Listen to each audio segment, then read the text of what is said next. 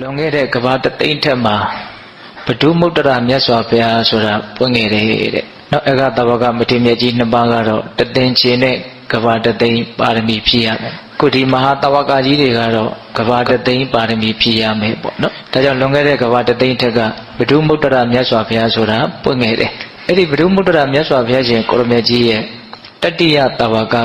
မဟာနိသဗမထေရလို့ဒီလိုခေါ်တဲ့အဲ့ဒီတုန်းကဒီရှင်မကတ္တပမထေရမြတ်ကြီးဖြစ်လာမဲ့ပုဂ္ဂိုလ်ကနော်ဝေဒေဟတကြွယ်ဆိုပြီးတော့တတိတယောက်ဖြစ်တယ်အဲ့ဒါတနေ့သူ့အိမ်ကိုတန်ဃာတွေ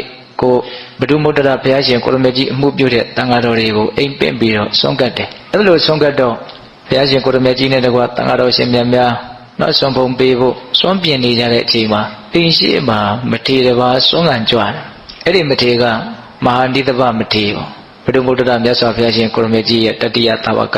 အဲ့ဒါကိုတပိတ်ကိုယူပြီးတော့ရှင်ဘုရားတပိတော့အိမ်ထဲကိုကြွပါလို့တထေရပင့်တယ်ဒါပေမဲ့အဲ့ဒီမထေရကအိမ်ထဲကိုမကြွအောင်ပင့်တာကိုမကြွအောင်ဘာဖြစ်လို့ဆိုသူကဒုတင်ဆောက်တည်ထားတာနော်ဟင်းလင်းပြင်လွင်တီးခေါင်ပါပဲနေမယ်အဘောကတိကဒုတင်သပင်ရိတ်တောင်မဝဲဟိုအိမ်ထဲကိုမပြောနဲ့အဲ့လိုပင့်လို့မရတဲ့အခါကျတော့ဘဒုမုတ္တရမြတ်စွာဘုရားကိုမေးတာအဲ့ဒီတထေရဒီယဟန်ကအရှင်ဘုရားတို့တည်းများပိုးပြီးတော့ဂုံကျေးဇူးအဖြစ်မြတ်နေသေးသလားလို့မေးတာမေးတော့ဘဒုမုတ္တရမြတ်စွာဘုရားကမြတ်စွာဘုရားတည်းမြတ်တယ်လို့တော့မဆိုနိုင်ပါဘူးဒါပေမဲ့လို့ဘုရားရှင်ကိုရမေကြီးကဟုတ်တယ်တဲ့ငါတို့ကတက္ကရီရဲ့အိမ်မှာစွန့်စားဖို့အတွက်ထိုင်ပြီးတော့စောင့်မျှော်နေတာရှိတယ်အဲ့ဒီယဟန်ကအဲ့လိုစောင့်မျှော်နေတာမရှိဘူးတဲ့ငါတို့ကရွာเจ้าကိုအမိပြုပြီးတော့နေတာရှိတယ်သူကတောเจ้าမှာပဲနေတာတို့ကเจ้าနေကန်နေနဲ့နေတာသူကတည်ရင်သူမဟုတ်လွင်တီးခေါင်မှနေတ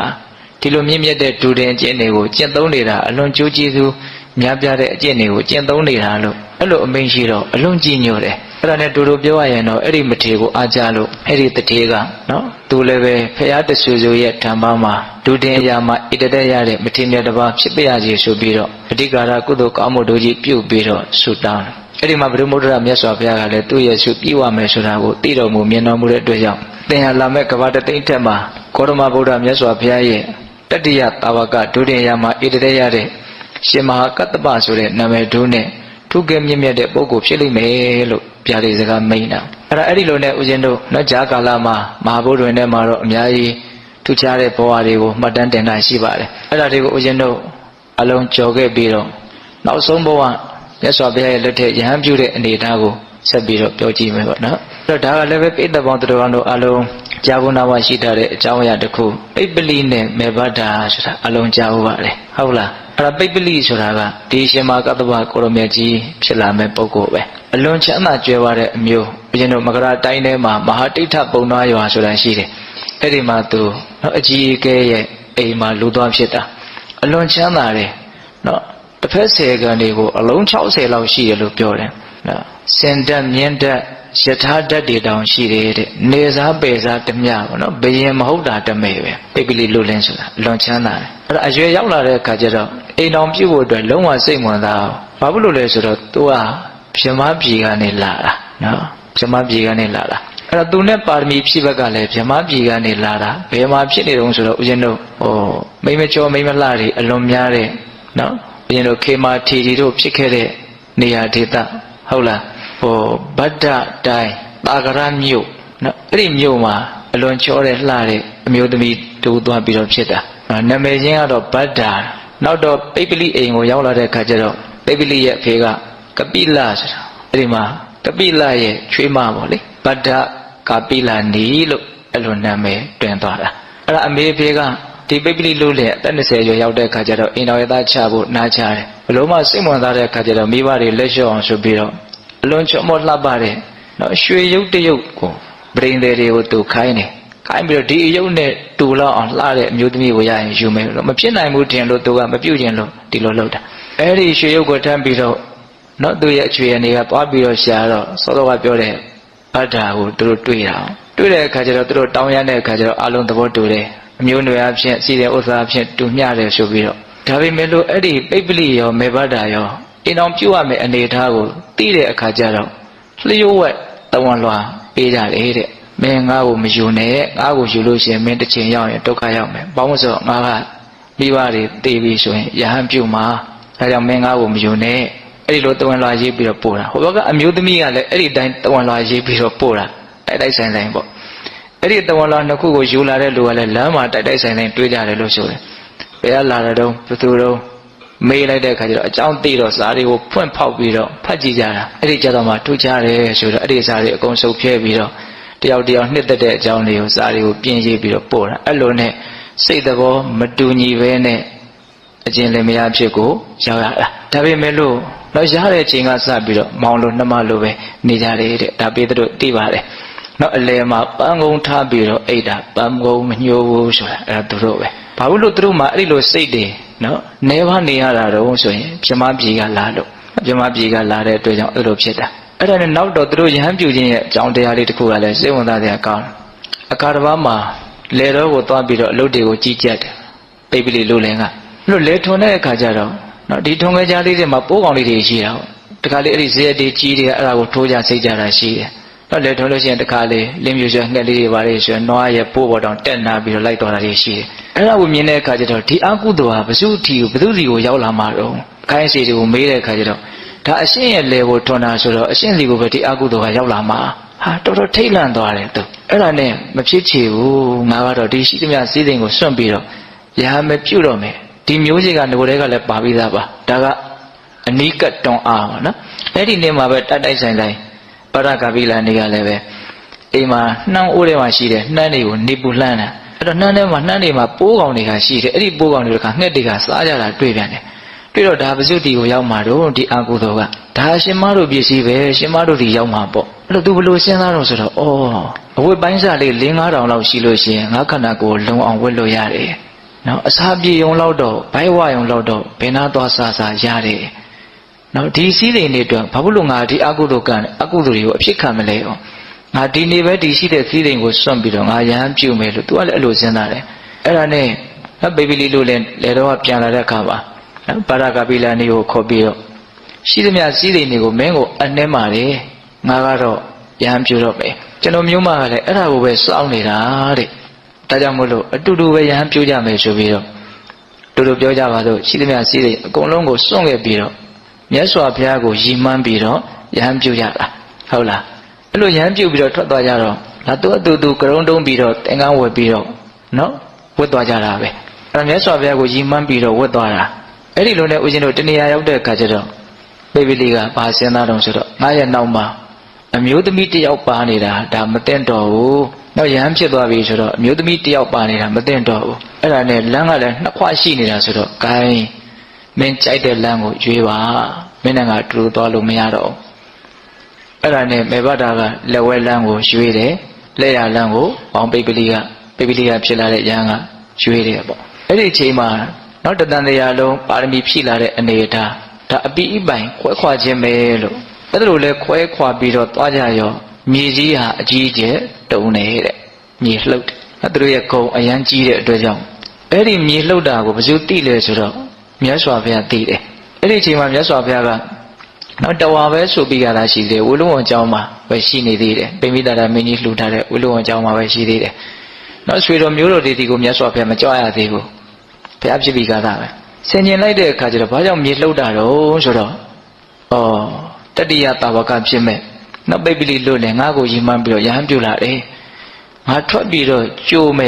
်တဲ့အဲမြတ်စွာဘုရားတော့ထွက်ကြိုပါနော်သူ့ရဲ့ဂုဏ်ကျေးဇူးသူ့ရဲ့နော်မြင့်မြတ်မှုဟာဘယ်လောက်ကြီးမားလဲဆိုတာအဲ့ဒါဘယ်ကနေစောင့်တော့ဆိုတော့နော်ဦးဇင်းတို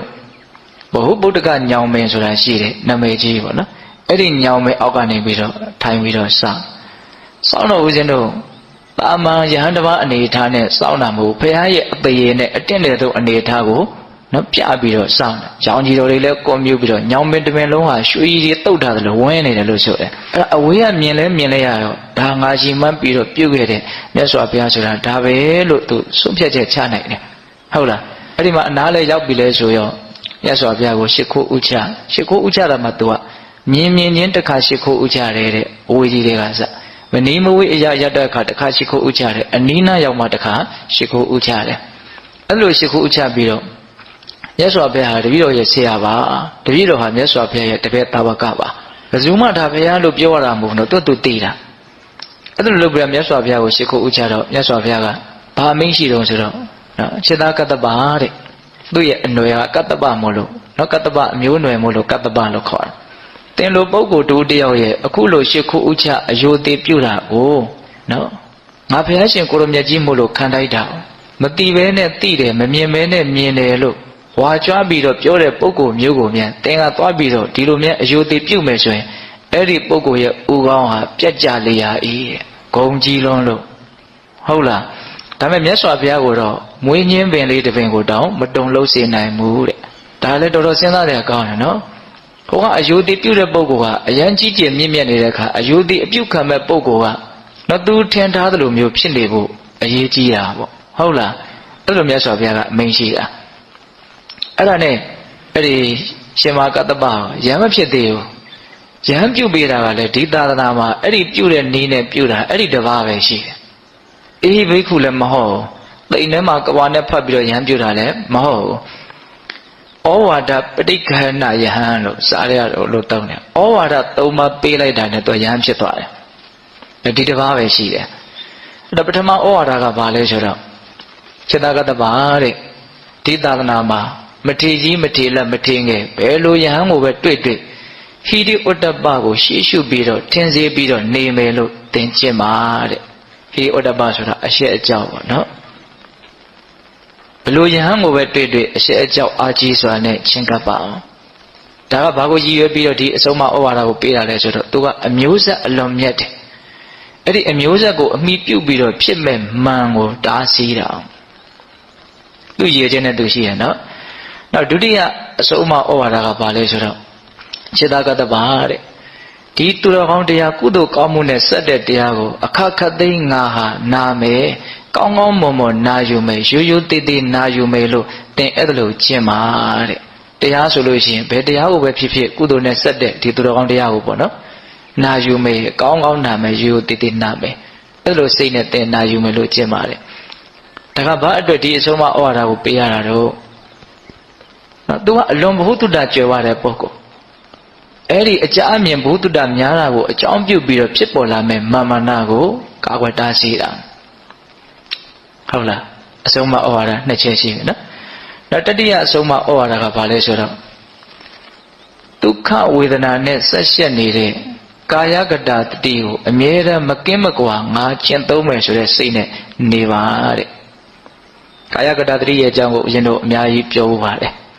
မိမိရဲ့ဒီရုပ်ပိုင်းဆိုင်ရာနော်ယူဘက်ခန္ဓာကြီးတိဆောက်ထားတဲ့အနေအထားမှန်တွေကိုမှန်မှန်ကန်ကန်တတိနဲ့စဉ်းစားဆင်ခြင်ပြီးတော့နေတာကိုကာယကတတတိလို့ပြောတယ်ဝင်သက်ထွက်သက်ဝင်နေတာထွက်နေတာရှိတယ်ဒါလေးကိုလွတ်လွတ်လပ်လပ်အစွဲလန်းကင်းကင်းနဲ့ဒီလေဝင်တွေထွက်နေတာကိုတယောက်ယောက်ကတယောက်ကိုကြည့်တယ်လို့မျိုးကြည့်ပြီးတော့သတိထားနေမယ်ဆိုရင်ခန္ဓာချက်တစ်မျိုးရှိတယ်ဒီဝင်လေထွက်လေဝင်လေထွက်နေတာကိုသတိထားအဲ့ဒါကာယကတတတိပဲအဲ့ဒီကာယကတတတိမှာဒုက္ခရှိတယ်ဟုတ်လားပြီးတော့ဦးဇင်းတို့စာပေမွေးခြင်းခြေတိလက်တိသွားအည်အစရှိတဲ့32မျိုးသောမတင့်တယ်သောမတန်ရှင်းသောမစင်ကြယ်သောအရာတို့ဖြင့်တိဆောက်ထားတဲ့အနေအထားမှန်ကိုစဉ်းစားဆင်ခြင်ခြင်းဒါလည်းပဲကာယကတတတိပဲအဲ့ဒီကာယကတတတိကိုစဉ်းစားဆင်ခြင်ခြင်းမှာတော့အစွဲဥပါဒံအလွန်အားနည်းစေတဲ့အတွက်ကြောင့်စိတ်ဟာချမ်းသာမှုရှိတယ်ဒါကြောင့်ဒုက္ခဝေဒနာနဲ့နော်ဆက်နေတဲ့ဒီကာယကတတတိနဲ့အမြဲတမ်းငါနေမယ်ကာယကတတတိကိုဘယ်တော့မှမစွန့်ဘူးလို့အဲ့ဒီလိုကျင့်ပါတဲ့နောက်ကာယကတတတိကိုမြတ်စွာဘုရားကနော်အမတန်တိဘိက္ခဝေပရိပုံစံတိရေကာယကတတတိပရိပုံစံတိလို့အဲ့လိုတောင်းဟောတာအဓိပ္ပာယ်ကဘာပြောတော့ကာယကတတတိကိုပွားများသောအဖြစ်သုံးဆောင်နိုင်ကြသောပုဂ္ဂိုလ်တို့သည်အမတလို့ဆိုတဲ့နိဗ္ဗာန်ကိုသုံးဆောင်နေတာနဲ့အတူတူပဲတဲ့ဟုတ်လားကိုယ့်ရဲ့ရုပ်ခန္ဓာပုံမှာသတိထားနေခြင်းဟာနိဗ္ဗာန်ချမ်းသာကိုသုံးဆောင်နေတာနဲ့အတူတူပဲလို့တောင်းမြတ်စွာဘုရားဟောတာနော်ဒါတတိယပေးတဲ့အဆုံးအမအဲ့ဒီအဆုံးအမကဘာလို့ပေးတာလဲဆိုတော့ဒီပိပလိလူလေဒီရှင်မကတ္တပကအလွန်ဥပရိယုတ်ကောင်းနော်သူကလည်းရွှေလိုဝင်းနေလို့သူ့ကိုပိပလိလို့နာမည်ပေးခဲ့တာအဲ့ဒီဥပရိကောင်းတဲ့ရုပ်ရည်ချုံမောလှပတဲ့အနေအထားကိုအကြောင်းပြုပြီးတော့ဒီကာယရဲ့ပုံမှာဆွဲမဲ့မှုတဏှာကိုဖယ်ရှားနိုင်ဖို့အတွက်ကာယကတတတိနဲ့မကင်းမကွာနေပါလို့တတိယအဆုံးအမကိုပေးတာတဲ့အဆုံးအမဘယ်နှချက်တော့3ချက်နော်အဲ့ဒီအဆုံးအမ3ချက်ကိုလည်းပဲပေးလက်ပြီးတော့အရှင်မကတ္တဗယံဖြစ်သွားပြီတဲ့ ဒီတစ်ပါးပဲရှိရဲ့သာသနာပါတော့ရဟန်းဖြစ်သွားပြီဆိုတော့အဲ့ဒါမြတ်စွာဘုရားနောက်တစ်ပါးနေခေါ်ပြီးတော့ကြွသွားတယ်အဲ့ဒါရွှေလီကြီးရဲ့နောက်ကနေရွှေလီငယ်လေးလိုက်သွားတယ်လို့ပဲတဲ့မြတ်စွာဘုရားက32ပါးသောလက္ခဏာတော်ကြီးငယ်တို့ဖြင့်တင့်တယ်တဲ့ရှင်မကတ္တပကလက္ခဏာတော်9ပါးရှိတယ်တဲ့မဟာပုရိသလက္ခဏာ9ပါးရှိတယ်တဲ့သူကလည်းပဲအလွန်ထူးခြားတဲ့ပုဂ္ဂိုလ်နော်အဲ့လိုဦးဇင်းတို့ကြွသွားရင်ဒါတော်လန်ခကြီးကိုသွားနေတာသစ်ပင်တစ်ပင်အောက်ရောက်တဲ့အခါကျတော့ထိုင်လို့တဲ့အချင်းညာကိုပြတယ်တဲ့မြတ်စွာဘုရားကအဲ့တော့ရှင်မကတ္တပကသူ့မှာပါတဲ့နှစ်ထပ်သင်္ကန်းကြီးကိုခောက်ပြီးတော့ခင်းပေးတယ်မြတ်စွာဘုရားဒီပေါ်မှာသတင်းသုံးမှာဒါတပည့်တော်တို့အရှိသဖြင့်အကျိုးကျေးဇူးများမှာပါဖေရမြတ်စွာဘုရားသတင်းသုံးပြီးတော့မြတ်စွာဘုရားကအဲ့ဒီသင်္ကန်းကိုလက်နဲ့ကင်ကြည့်တယ်တဲ့ကင်ကြည့်ပြီးတော့จิตကတ္တပတဲ့သင်္ကန်းကနူးညံ့လာကြည်လားအဲ့လိုမင်းရှိတဲ့အခါကျတော့အော်မြတ်စွာဘုရားကဒီသင်္ကန်းကိုအလိုရှိတော်မူတယ်နဲ့တူတယ်အဲ့လိုဆိုမြတ်စွာဘုရားတပည့်တော်ဒီသင်္ကန်းကိုမြတ်စွာဘုရားကိုလှူပါတယ်ဗျာမြတ်စွာဘုရားသုံးဆောင်တော်မူပါအဲ့တော့မြတ်စွာဘုရားကအလှူမခံဘူးလို့မရှိဘူးနော်ဘာမင်းရှိတော်ဆိုတော့จิตအဲ့လိုဆိုရင်ဘာဝတ်မလဲတဲ့တပည့်တော်ကမြတ်စွာဘုရားသင်္ကန်းကြီးကိုရခြင်းတပည့်ရလို့ရှိရင်တပည့်တော်အဲ့ဒီသင်္ကန်းကြီးကိုဝတ်ပါမယ်တဲ့အဲ့တော့မြတ်စွာဘုရားကသင်္ကန်းချင်းလဲလို့တဲ့အတွက်ကြောင့်အဲ့ဒါလိုသင်္ကန်းကိုချီးမွမ်းတာအလကားချီးမွမ်းတာမဟုတ်သင်္ကန်းချင်းလဲမှာအဲ့ဒါဒီတစ်ပါးပဲရှိတယ်ဘယ်ဘုရားမှအဲ့လိုလုပ်ဖူးတာလည်းမရှိဘူးတဲ့ဟုတ်လားဘာလို့သင်္ကန်းချင်းလဲကျင်တာတော့မြတ်စွာဘုရားရဲ့ကိုယ်စားချီးမြှောက်ခြင်းလို့မြတ်စွာဘုရားနဲ့ထပ်တူထားခြင်းလို့နော်ရှင်သာရိပုတ္တရာရှင်မောက္ကလံကိုတော့အဲ့လိုမထားဘူးဘာလို့ထပ်တူထားခြင်းတာတော့မြတ်စွာဘုရားနဲ့ထပ်တူထားဖို့အတွက်ရှင်သာရိပုတ္တရာရှင်မောက္ကလံဉာဏ်အကြီးဆုံးတကူအကြီးဆုံးမထေရမြတ်ကြီးတွေရှိတယ်ရှိလာလိမ့်မယ်ဘာလို့မထားတာတော့မြတ်စွာဘုရားစဉ်းစားတယ်တဲ့သာရိပုတ္တရာတို့မောက္ကလံတို့ဟာငါအရှင်ပြိဋိဘံစံကြမှာခုဒီရှင်မကတ္တပကအသက်120ရှိမှာငါနောက်မှာပြိဋိဘံစံပါအဲ့လိုဆိုလို့ရှိရင်ငါပြိဋိဘံစံပြီးတဲ့နောက်မှာဒီအဆုံးအမဓမ္မဝိနည်းသာသနာကိုသူဟာဆက်ပြီးတော့မတိမ်ကိုမပျောက်ပြက်အောင်စောင့်ရှောက်လိုက်မယ်သံဃာယနာတင်လိုက်မယ်အဲ့ဒီလောက်ထိသာသနာရဲ့ကောင်းကျိုးကိုအထွတ်အထိပ်ဆောင်ရွက်မဲ့ပုဂ္ဂိုလ်ဖြစ်တယ်အဲ့ဒါသူ့ကိုကြံတဲ့ယဟန်တွေကအထင်မသေးစေဖို့အတွက်မြတ်စွာဘုရားကတော့သူ့ရဲ့ကိုယ်စားထားပြီးတော့သင်္ကန်းချင်းလဲပြီးတော့ခိုင်းခဲ့တာဆိုယဟန်တွေရဲ့သူ့ရဲ့အပေါ်မှာလေးစားမှုနော်ဒီအရှိန်အဝါကိုရကျင်လို့မြတ်စွာဘုရားသင်္ကန်းချင်းလဲတာဒါကြောင့်သင်္ကန်းကိုသုံးတတ်တာအလကားသုံးတတ်တာမဟုတ်ဘူးတကယ်အလိုရှိလို့သုံးတတ်တာဘာလို့လဲလဲခြင်းလို့အလိုရှိတာအဲ့ဒါသင်္ကန်းချင်းလဲတာအဲ့သင်္ကန်းချင်းလဲလိုက်ရောမြေကြီးလဲတုံမြန်တယ်ဒီရှင်မကတ္တပနဲ့ပတ်သက်ပြီးတော့မြေကြီးကတော့ခဏခဏလှုပ်နေတာကိုတွေ့ရတယ်သူ့ရဲ့အထင်ကြီးဂုံတွေကအလွန်ကြီးမားတာဟုတ်လားအဲ့လိုနဲ့ရှင်မကတ္တပကိုတော်မြတ်ကြီးဟာယဟန်ဖြစ်ပြီးတော့သူအဓိကကျင့်ကြံကြုတ်ကိုအထုတ်တာကဘာလဲဆိုတော့ဒုတင်73မှပဲအလွန်အလိုနေတယ်အလွန်ရောင်ရဲတယ်စိတ်ညစ်ရမှာပဲနေတယ်ဟုတ်လားအပေါင်းအဖော်နဲ့မွေးလျော်တယ်ဆိုတာမရှိသလောက်ပဲအလွန်လဲလုံလဝရိယကြီးတယ်9ရက်မြပုထုဇဉ်ဘဝနဲ့နေပြီးတော့ယဟန်ဖြစ်ပြီးတဲ့နောက်တော့9ရက်ပဲပုထုဇဉ်ဘဝနဲ့နေပြီးတော့ယဟနာဖြစ်တယ်ငါမြတ်စွာဘုရားသင်္ကန်းကြီးကိုရထားတာပဲလို့အဲ့လိုမှန်ဝင်တဲ့သဘောလည်းမရှိဘူးအဲ့ဒါကျင့်ကြံကြုတ်ကိုအထုတ်ပြီးတော့ယဟနာဖြစ်တယ်တဲ့ဒါရှင်မကတ္တပယဟနာဖြစ်သွားတဲ့အကြောင်းအဲ့ဒီမှာရှင်မကတ္တပနဲ့ပတ်သက်ပြီးတော့ဦးဇင်းတို့ပြောစရာတွေကအရင်များတယ်အစား2ရက်ခွဲပြီးတော့ဦးဇင်းကပြောမလို့ဒါပေမဲ့လို့ရှင်အနန္ဒာအကြောင်းကလည်း2ရက်ခွဲပြီးတော့ပြောရမှာအဲ့တော့ဒီမှာရက်က6ရက်ဆိုတော့တို့လိုတန်လန်ဖြစ်နေမှာဆိုလို့ရှင်မကတ္တပအကြောင်းကိုတရက်တည်းနဲ့ပြီးပြအောင်ပြောမယ်ဆိုပြီးတော့အဲ့ဒီနေ့တရားတော့နည်းနည်းတော့ရှည်ရင်ရှည်လိမ့်မယ်နော်အဲ့တော့ရှင်မကတ္တပရဲ့ထူးခြားတဲ့အကြောင်းအရာကဘာလဲဆိုတော့အဲ့ဒီဒုတင်ဆောင်ပြီးတော့အလိုနေတဲ့ရောင်ရဲတဲ့ကိစ္စချိုးကြံချွေတာခေါင်းမာတဲ့ဂုံပေါ့နော်ဒါရှင်မကတ္တပရဲ့ဂုံနောက်ဦးဇင်းတို့ထူးခြားတာတစ်ခုကစင်ရဲသားတွေကိုအလွန်မှတနာကျင်တာတော်မူတယ်နော်အဲ့ဒီကိစ္စကလည်းပဲဒီသာသနာမှာအလွန်ထင်ရှားတယ်ရှောင်းကံပြီဆိုရင်တထေးတရွေတွေအိမ်မသွားဘူးတဲ့နော်အရန်ဆင်းရဲတဲ့အိမ်တွေကိုသူချီးမြှောက်ခြင်းဘုရင်တို့နိရောဓသမပတ်ဝင်ပြီးကာလကိုလောင်းရလှူရမယ်ပေးရကမ်းရမယ်ဆိုလို့ရှိရင်အဲ့ဒီပုဂ္ဂိုလ်ကချက်ချင်းအကျိုးကျေးဇူးကိုရနိုင်တယ်ဒါကြောင့်ဘိသတို့ကြားဥပါတယ်လေတော်ထဲမှာပေါက်ပွင့်လွန်နေတဲ့လေဆောင်အမျိုးသမီးလေးတွေသွားပြီးတော့အလှခံတာ ပေါက်ပွင့်အလှခံတာပေါက်ပွင့်လဲလှူပြီးရောအဲ့ဒီမျိုးသမီးလေးကမွေးကြိုက်လို့ဆုံးတာလေပြီးတော့တာဝရိန္ဒနတ်ပြည်ရောက်တယ်လာစာနတ်သမီးဆိုတော့ကျေးဇူးတင်လို့ဒီအရှင်မြတ်ကြီးရဲ့ကျေးဇူးကြောင့်ငါဒီလိုဖြစ်ရတာဆိုပြီးတော့အရှင်မြတ်ကြီးရဲ့ကြောင်းသင်္ကန်းကိုလာပြီးတော့ရေတွေထဲတယ်ဒီမျက်စိလေးတွေမနဲ့မလဲငယ်မကျူလို့ထားမှမသိဘူးဒီကြောင်းလုံးတန့်ရှင်းတယ်နောက်တော့အရှင်မြတ်ကြီးကတိတဲ့အခါကျတော့နတ်သမီးကိုနောက်တာမျိုးလာမလုပ်လဲနဲ့နှင်ထုတ်တယ်အရှင်ဗျာတဲ့ရှင်ဗျာရဲ့ကျေးဇူးကြောင့်တပည့်တော်ဒီလိုဖြစ်ရတာဒါကြောင့်ကုသိုလ်ကောင်းမှုတွေကိုမြတ်နိုးသောအဖြစ်ဒီတော့ဆက်ပြီးတော့လုပ်ပြရစီငါလက်မခံနိုင်ဘူးတဲ့နောက်ကာလမှာစမ်းကြဲတဲ့ရက်တောင်ကိုကင်ပြီးတော့တရားဟောကြတဲ့ဓမ္မကတိကတွေကရှင်မဟာကတ္တပကြီးဟာနတ်သမီးတယောက်ရဲ့နော်ဝေယဝဆလောက်တာကိုခံယူသွားတယ်လို့ငါတရားတဲ့ထည့်ပြီးတော့ဟောမခံနိုင်ဘူးတဲ့အဲ့လိုတောင်ပြောတာနော်ဟုတ်လားအဲ့ဒီမှာအဲ့ဒီနတ်သမီးကရှင်ဗျာတပည့်တော်မသွားပြရစီနဲ့လုပ်ပြရစီဆိုတော့အရှင်မြတ်ကြီးကလက်ဖြောက်တီးတယ်သင်ဟာတင့်ရဲ့ပမာဏကိုမသိတဲ့လူပဲအဲ့လိုဉာဏ်နာအရှင်မြတ်တွေလက်ဖြောက်တီးလိုက်တယ်ဆိုရင်ဘယ်နဲ့မှအဲ့ဒီနာမှာနေလို့မရဘူးဟုတ်လားအလွင့်သွားတယ်ကောင်းတယ်မှာငိုတယ်တဲ့အဲ့ဒီနတ်သမီးကအဲ့ဒီနတ်သမီးငိုတဲ့တန်ကိုမြတ်စွာဘုရားကြားလို့ဘာလို့ငိုတာတော့ကောင်းမှုမလုပ်ရလို့နော်ကောင်းမှုမလုပ်ရလို့ငိုတယ်ဆိုတာအဲ့ဒီတည်းမှာပဲကြားဘူးတယ်ဟုတ်လားကောင်းမှုမလုပ်ရလို့ပါဘုရားဆိုတော့အေးစောင့်စည်းဖို့ရာကငါသားယဟန်တော်တွေရဲ့တာဝန်ပဲကောင်းမှုပြုဖို့ရာကကောင်းမှုကိုမြတ်လို့ကြတဲ့ပုဂ္ဂိုလ်တွေရဲ့တာဝန်ပဲဆိုပြီးတော့ပုံညင်စီပုရိသောကိရာနဲ့ပုဏ္ဏတမိသန္တကိဒထဒုက္ခပုံညတဥစ္စေရောတဲ့အဲ့ဒီဂါထာလေးဟောတာကောင်းမှုပြုမယ်ဆိုရင်ထက်ခါပြုဖို့အတွက်စိတ်ဝင်စားရမယ်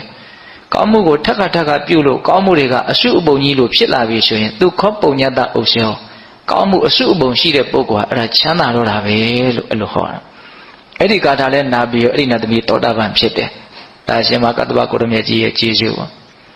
နောက်ပိဋကကြားဘူးတာပိဋကတို့ကြားဘူးတာတခုရှိအောင်မယ်နောက်တရားမင်းနဲ့သူဇာနမိဘုရားတို့ဆင်းရဲသားဟန်ဆောင်ပြီးတော့ရှင်မကတ္တဗကိုဆွမ်းလာလောင်းကြတာကြားဘူးတယ်မဟုတ်လားနော်ရှင်မကတ္တဗကထူးခြားစမ်းကြတာတွေအများကြီးရှိတယ်တခါဆိုလို့ရှိရင်ကုဋ္ဌနုနာယောဂဆွဲကပ်နေတဲ့တခါကြီးတယောက်ကဆွမ်းလောင်းတာအဲ့ဒါလက်ကလေးကအနာပေါက်ပြီးတော့ပြက်လို့ပြက်ချင်လေးဖြစ်နေတာဆွမ်းလောင်းရင်းနဲ့အဲ့ဒီလက်ကလေးကတိုက်ဆိုင်နေတပိတ်ထဲပြက်ပြီးတော့ကြားရစ်တယ်တဲ့ကဲနော်နုနာယောဂဆွဲနေတဲ့လက်ကသွေးတွေပြည်တွေနဲ့ပြက်ကြားရစ်တယ်တဲ့တပိတ်ထဲကိုအဲ့ဒါကိုအရှင်မြတ်ကအဲ့ဒီလူမြင်းနေတုန်းမှာပဲအဲ့ဒီလက်ပြက်ကလေးကိုဖဲပြီးတော့ဆွမ်းစားသွားတယ်တဲ့သူ့ကိုလည်းပဲပီတိဖြစ်စေခြင်းတယ်ဒါကယဟနာရှင်မြတ်တွေမှသာလည်းဖြစ်နိုင်တာဗောနော်တာတိကုံနော်လက်ပြက်နဲ့ဆွန်းတယ်ကိုအတူတူထားနိုင်တာလက်ပြက်ကိုတော့မစားဘူးပေါ့ဒါပေမဲ့ဖဲပြီးတော့စားရွံ့ရှာတယ်ဆိုတာမရှိဘူးဟုတ်လား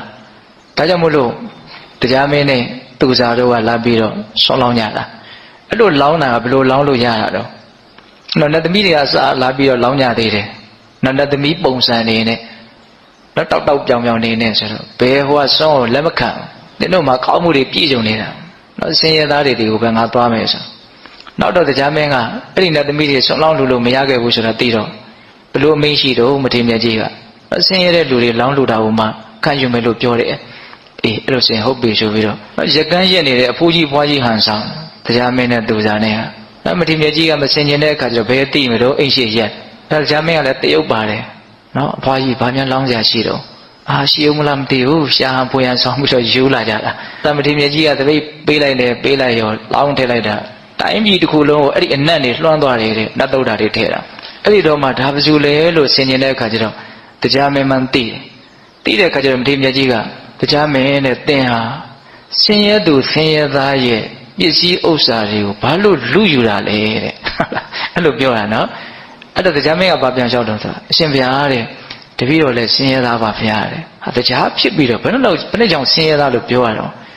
တပည့်တော်ကသာသနာ့ဘအခါကာလမှာကုသိုလ်ပြုပြီးတော့ဖြစ်ရတဲ့တရားမင်းမှာအားတဲ့တပည့်တော်ရဲ့အနီးဝန်းကျင်မှာသုလရထတို့မဟာရထတို့ဆိုတဲ့နတ်သားတွေရှိတယ်အဲ့ဒီနတ်သားတွေကသာသနာတွင်မှာကုသိုလ်ပြုပြီးတော့ဖြစ်လာတဲ့နတ်သားတွေသူတို့ရဲ့အရှိန်အဝါတွေကအယောင်အဝါတွေကတပည့်တော်ရဲ့အယောင်အဝါကိုလွှမ်းမိုးနိုင်နေတဲ့ဒါကြောင့်သူတို့များလမ်းသွားပြီဆိုတပည့်တော်အိမ်ရှိကိုဗိမာန်ရှိကိုမထွက်ရဘူးဗိမာန်နဲ့ဝင်ပုန်းနေရတယ်တဲ့ဒါကြောင့်တပည့်တော်တော့ဆင်းရဲတဲ့လူရှိမလားတဲ့အဲ့ဒါနဲ့ရှင်ဘုရားအဲ့လိုဆိုရင်ရှင်ဘုရားကသဘောမတူဘူးဆိုရင်တပည့်တော်လှူတဲ့ကုသိုလ်ဟာကုသိုလ်မရဘူးလားကုသိုလ်ရပါတယ်ကိုယ်စေတနာပေါ့နော် အဲ့ဒီမှာတရားမင်းလဲဝမ်းမြောက်ဝမ်းသာငါရဲ့မြင့်မြတ်တဲ့ဒါနကောင်းမှုဟာရှင်မကတ္တပကိုရမြတ်ကြီးရဲ့ထံမှာတီးပြီးဆိုဥရန်ကျူးပြီးတော့ပြန်သွားတာအဲ့ဒီတက်ကလည်းသူ့ရဲ့အယောင်ပါတွေကပူပြီးတော့ထွက်လာတယ်ဒါရှင်မကတ္တပကိုရမြတ်ကြီးရဲ့နော်ရှင်ရသားတွေရဲ့အပေါ်မှာအလွန်တရာမှနော်ကရုဏာကြီးတော်မူတဲ့အနေအထားလေးကိုပြောပြတာဆက်ပြီးတော့ဦးဇင်းတို့ပြောချင်တာကနိဒာနဝကတန်ယုတ်ပါဠိတော်ထဲမှာကတ္တပတန်ယုတ်ဆိုပြီးတော့ရှင်မကတ္တပကိုရမြတ်ကြီးကိုမြတ်စွာဘုရားဟောခဲ့တဲ့ရှင်မကတ္တပကိုရမြတ်ကြီးကပြန်ပြီးတော့လျှောက်ထားခဲ့တဲ့ရှင်မကတ္တပကိုရမြတ်ကြီးရဲ့ထူးခြားတဲ့အတွေ့အကြုံတွေအများကြီးအဲ့ဒီထဲမှာမှတ်တမ်းတင်ထားတာရှိတယ်အကုန်လုံးပြောဖို့တော့အချိန်မရဘူးပေါ့နော်ပြောတဲ့အခါမှာလည်းပဲအကုန်လုံးလုံးစစ်ပတ်စစ်ရေလည်းပတ်လည်းရေတော့လည်းပဲပြောနိုင်မယ်မဟုတ်ဘူးဒါပေမဲ့ဘယ်လိုစိတ်ထားရှိတယ်နော်ဘာကိုရည်ရွယ်ပြီးတော့ပြောနေတယ်ဆိုတာလေးကိုတော့ပုံပေါ်အောင်ဦးဇင်းကပြောကြည့်ခြင်းတယ်တပထမပြောရင်တဲ့သုတ်တန်ကဘာလဲဆိုတော့စန္တုပမသုတ်တန်ဒီသုတ်တန်ကလည်းနာမည်တော့ကြီးပါတယ်နော်လနဲ့ဥပမာပေးပြီးတော့ဟောတဲ့သုတ်တန်ဒါမြတ်စွာဘုရားကစောစောကဆိုခဲ့တဲ့အတိုင်းရှင်မကတ္တပကိုကိုရောနဲ့ဓာန်တူထားတော်မူတယ်ထတ်တူထားတော်မူတယ်ဟုတ်လားအခုဒီထဲမှာလည်းပဲအဲ့လိုဓာန်တူထားပြီးတော့ဟောတာလေအများကြီးရှိတယ်ဒီသုတ်တန်မှာတော့ဗာပြောထားတော့ဆိုတော့ယဟန်တို့တဲ့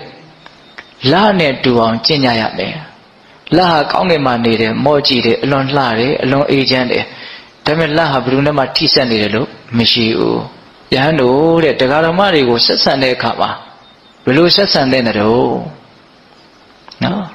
ရေတွန်းဟောင်းကြီးကိုငုံကြည့်တယ်လို့မျိုးနော်တောင်ပေါ်တက်တဲ့အခါမှာကြောက်ကဘာပြက်ကြီးကိုငုံကြည့်တယ်လို့မျိုးမြေကမ်းပါးလေးရောက်တဲ့အခါမှာမြစ်ထဲကိုကြည့်တဲ့အခါမှာငုံကြည့်တဲ့အခါမှာဘယ်လိုငုံကြည့်တယ်လဲအယံတတိကြီးကြီးထားပြီးတော့ဟုတ်လားခလှမ်းလှမ်းလေးကနေမြင်ရရင်ပြီးရောတိတ်ပြီးတော့နိနိကကကြီးလို့မရအောင်ဟုတ်တယ်မဟုတ်လားအဲ့ဒီလိုမျိုးစိတ်ထားနဲ့တရားဓမ္မတွေကိုဆက်ဆံရမယ်လို့မြတ်စွာဘုရားအမိန့်ရှိတယ်အဲ့လိုအမိန့်ရှိပြီးတော့ဗာဆက်မိန့်ရှိတော့ယဟန်တို့တဲ့ဘယ်လိုယဟန်ကတရားဓမ္မတွေကိုဆက်ဆံခြင်းကထိုက်တယ်လဲမြတ်စွာဘုရားဟောတော်မူပါဆိုတော့မြတ်စွာဘုရားကကောင်းငင်ကိုလက်ကလေးရမ်းပြတယ်တဲ့လေထဲကိုလက်ကလေးရမ်းပြလိုက်တယ်ဒီလက်ကဘာနဲ့ထိနေတာရှိလဲဘာနဲ့မှထိနေတာမရှိဘူးဘာလို့မှမဆွဲလန်းရဘူးဝဇုမှမဆွဲလန်းရဘူးဆိုတဲ့သဘောပြောတာခက်စိမ့်စိမ့်ပဲနေရမယ်လို့ပြောတာ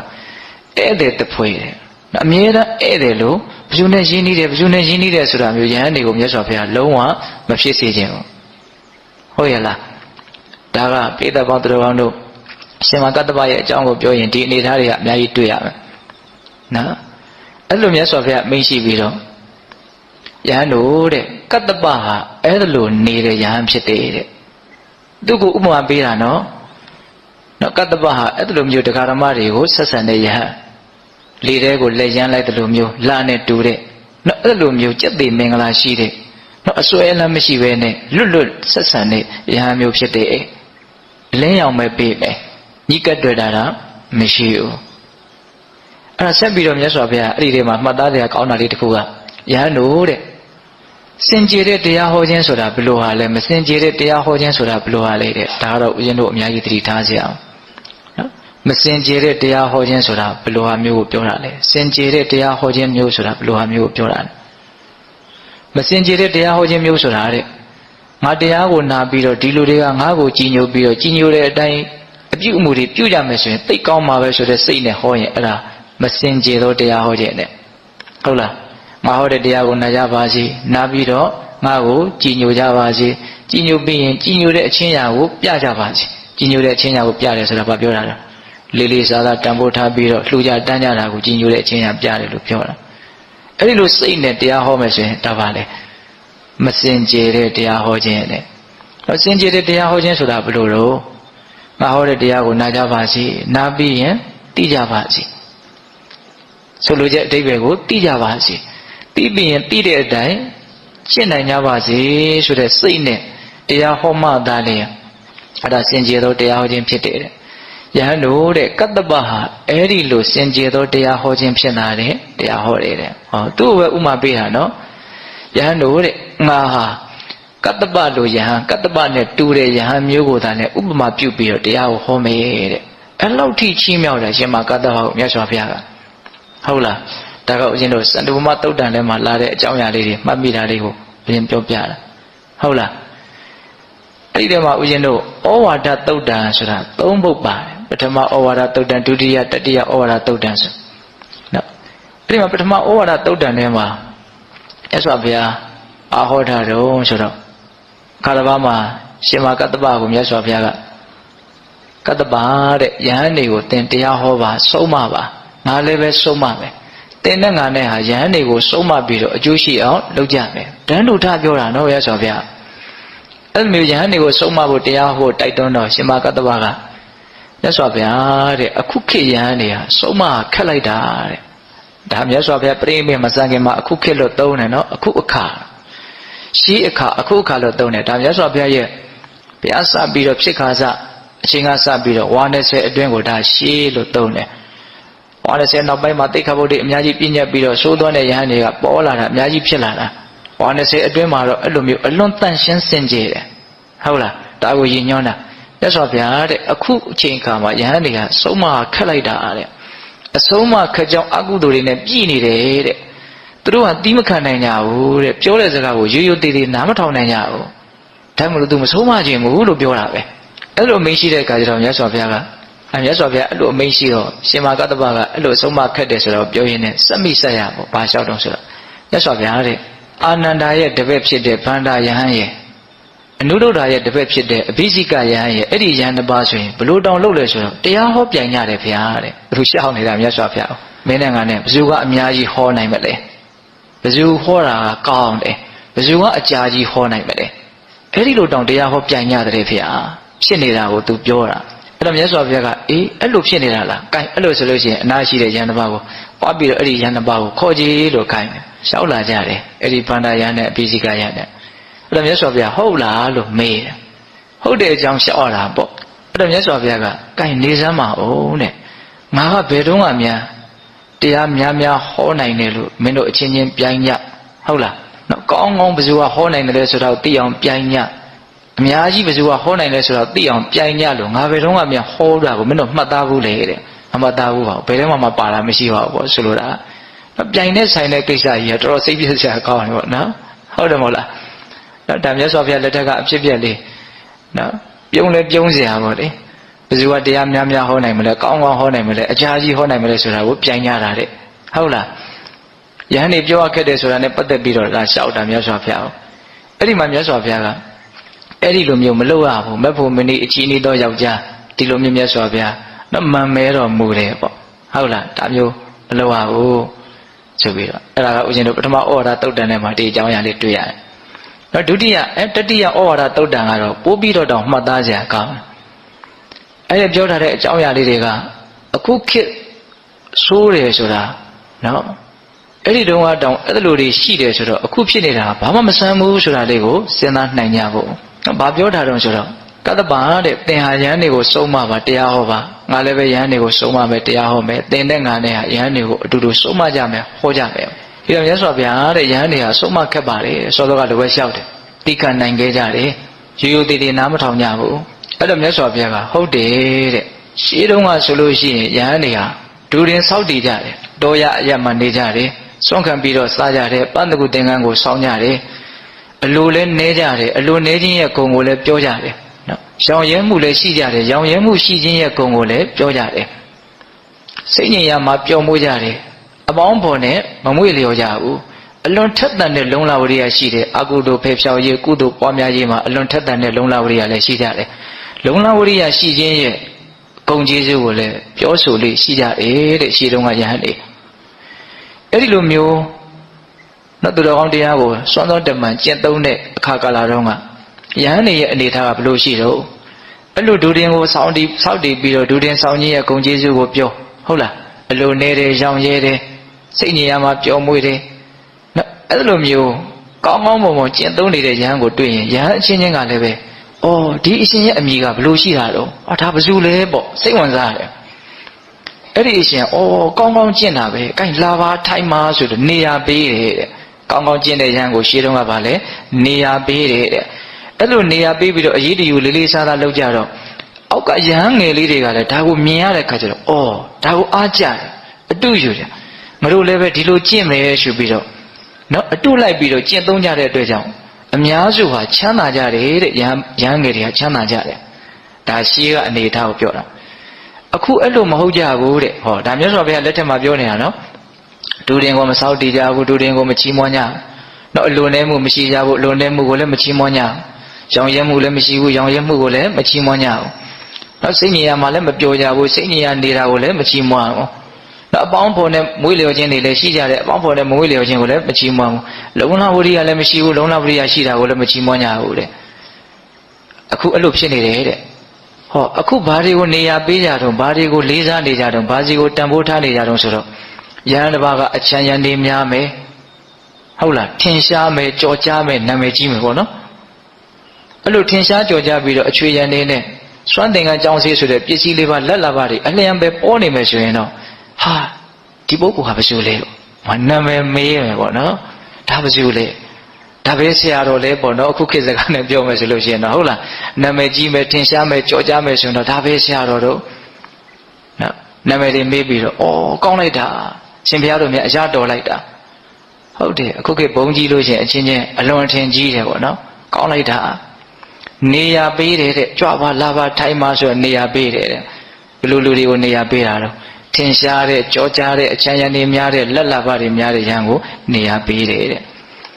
အဲ့ဒီလိုမျိုးလှုပ်တော့ငယ်တဲ့ယဟန်တွေကဒါတွေကိုအတူယူပြီးတဲ့ဩလောကကြီးမှာနေရာရခြင်းတော့ထင်ရှားမှာပဲကြောကြားမှာပဲလက်လာပါတွေများမှာပဲဒါကိုသူတို့ပန်းနိုင်နေနဲ့ထားပြီးတော့လှုပ်ကြတော့မယ်နော်ဒါမြတ်စွာဘုရားရဲ့ခေတ်မှာတော့အဲ့ဒီအနေထားရှိတယ်ဆိုတာလေးကိုဘုသူဒ္ဓပြောပြတာဟုတ်လားအဲ့ဒီလိုမျိုးနောက်ဖြစ်တဲ့နာတွေကိုအတူယူတဲ့အခါကျတော့ယဟန်တွေကဘာဖြစ်ကြလဲဆင်းရဲကြတယ်တဲ့ဆိုတော့ကအလိုနဲ့မှုရောင်ရဲမှုမြင့်မြတ်တဲ့ခုံတွေမရှိဘူးပေါ့ဟုတ်လားအဲ့တော့အဲ့ဒီတုတ်တန်လေးထဲမှာတရားတော်မတို့ဦးဇင်းတို့စဉ်းစားရရှိတာကနော်ရှိကအကျင့်ကိုပဲတန်ဖိုးထားပြီးတော့လေးစားပြီးတော့မြတ်လို့ကြတယ်နောက်ရောက်လာလေလေအဲ့ဒီအကျင့်ကိုသိပြီးတော့တန်ဖိုးမထားတော့ဘဲနဲ့ကျင့်ရကောင်းမှမသိတော့ဘဲနဲ့နောက်ထင်ရှားမှုကြောကြားမှုအချမ်းရများမှုလက်လာပါများမှုကိုပဲရှည်တန်းတင်လာကြတယ်ပေါ့တော့အခုအဲ့လိုဖြစ်နေတာဟာဘာဆန်းတယ်လဲလို့မေးရင်ဘာမှမဆန်းဘူးသဘောပေါက်ရဲ့လားဗျအေးအဲ့တော့ရှင်မကတ္တပကဒီလိုမျိုးမဟုတ်ဘူးဒါရှင်မကတ္တပကိုပဲဥမာပေးပြီးတော့မြတ်စွာဘုရားဟောတာနော်ဟုတ်ရဲ့လားအေးအဲ့တော့ဒါကဩဝါဒသုတ်တန်တွေထဲမှာတွေ့ရတဲ့အကြောင်းအရာလေးတွေပေါ့အဲ့ဒီထဲမှာဦးဇင်းတို့ပြောရင်းနဲ့နည်းနည်းလေးဆန်းတဲ့အဖြစ်အပျက်လေးနှစ်ခုကိုလည်းပြောပြခြင်းသေးတယ်နောက်တစ်ခါမှာတော့ရှင်အနန္ဒာကရှင်မကတ္တပကိုရောမြတ်ကြီးကိုဘိက္ခုနီမတွေရဲ့အကြောင်းကိုလိုက်ဖို့ပင့်တယ